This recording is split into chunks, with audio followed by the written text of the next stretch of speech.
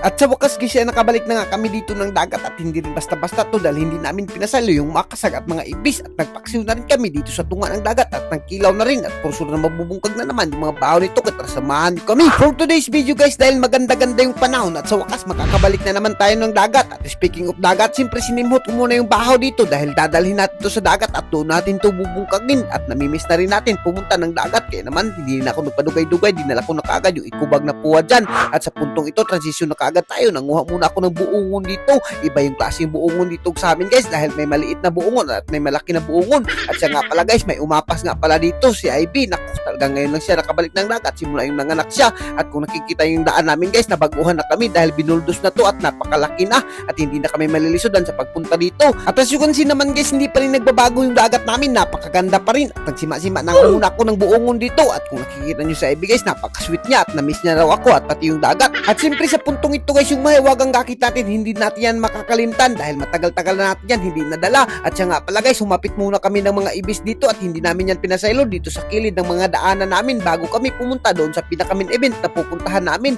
At yung nakikita nyo guys, sulbad na kaagad yung pagkilaw namin. At pagkatapos naming manguha ng mga ibis guys, dito naman kami sa tunga ng hunasan namin dahil mangunguot kami ng makasag dahil sabi nila yung makasag ay minimingaw na sa amin kaya naman hindi na namin to papasayluin. At speaking of kasag guys, nakakuha na kaagad kami dito ng makasag na napakarami at napakasarap talaga at may mga litong pa kaming nakukuha dito. Naku, talagang nakakamiss yung mga ganitong puntripan at for sure na mabubungkag na naman natin yung mga baho dyan mamaya. At sa puntong ito guys, nakahuli na naman kami ng isang bisis na kasag at nagkatag-katag nga pala kami dito dahil talagang napakarami namin magsama at sabi namin ay talagang manguha kami lahat para mas marami yung kuha namin. At speaking of marami talagang nakuha namin guys, halos isang balde. At si Dodoy nga nakakuha pa siya ng kugita dito na napakalaki talaga. Hindi kami nagmamahay dito nung nakapunta kami ng dagat at napakarami ng mga ulam namin. At speaking of ulam guys, talagang hininluan na kaagad namin para mas mapabilis yung trabaho namin. At siyempre ako guys, minaniho ko na kaagad dito yung mga kalamasan sa kinabuhi natin. At Bombay Luya lang pala yung katapat natin dyan dahil napakapresko naman yung mga isda natin. At kung nakikita nyo guys, pinaspasan ko na kaagad pagtagtad dyan dahil aabutan tayo ng alas 3 kapag hindi natin yan pinaspasan. At sa puntong ito nagulat ako bigla pagsaka ko dito, nagsima-sima na pala si Ivy dito ng bahaw dahil sobrang nagugusla na daw siya. Kaya naman sinabot ko na lang siya dahil baka mabuang siya at mabughat dahil bago pa naman siyang panganak.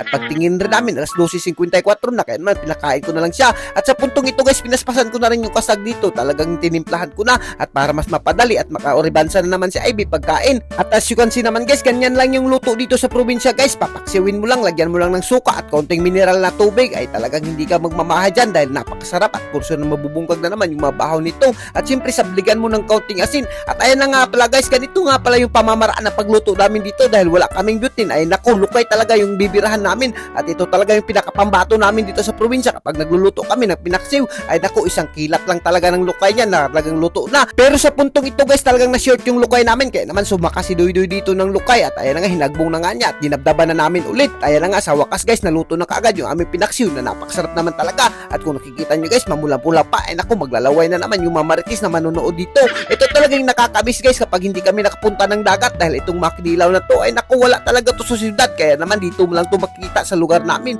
At sa puntong ito guys, yung kinilaw natin, hindi na natin yan papaseluin. Kinumot-kumot ko na nga yan dahil napakasarap talaga yan kapag kinain mo at kinumot-kumot mo. At siyempre guys, yung ating kinilaw, pipiktusan lang natin yan ng kaunting Bombay at Luya. Goods na yan. Ay ito talagang nakakamiss dito sa lugar namin guys kapag nakikilaw kami. Kaya naman medyo matagal-tagal kami hindi nakabalik ng dagat. At ito ngayon, talagang nakilaw na naman kami. Hindi na namin to papasayluin. At siya nga pala guys, babalik na tayo palagi ng dagat dahil kondisyon na talaga si IB. At sa puntong ito guys, hindi na kami nakaantos. Talagang gigusla na kami. Kaya naman tinabangan na kagad namin yung mga bahaw dito at binungkag na namin. At kung nagtataka kayo guys, kung hindi nyo nakikita si IB, siya nga pala yung nag-video dahil tapos na siyang kumain. At sabi niya nga, hindi na raw siya muna kakain ng kasag dahil na-allergy pa siya. Kaya naman guys, ako na lang muna yung bubungkag ng mga bahaw dito. At kung nakikita nyo yung kinilaw at makasag guys, isabaw-sabaw mo lang sa bahaw niyan. Ay naku, talagang nabubungkag na. At pati yung makasama ko guys, talagang hindi na nila pinasaylo at talagang dinaginot na nila yung kasag dito na napakasarap naman talaga. At kung umabot ka sa video na to guys, ay naku, huwag mo nang kalimutan mag-like and share dahil talagang hindi kayo magmamahay dito sa mga ganitong food tripan.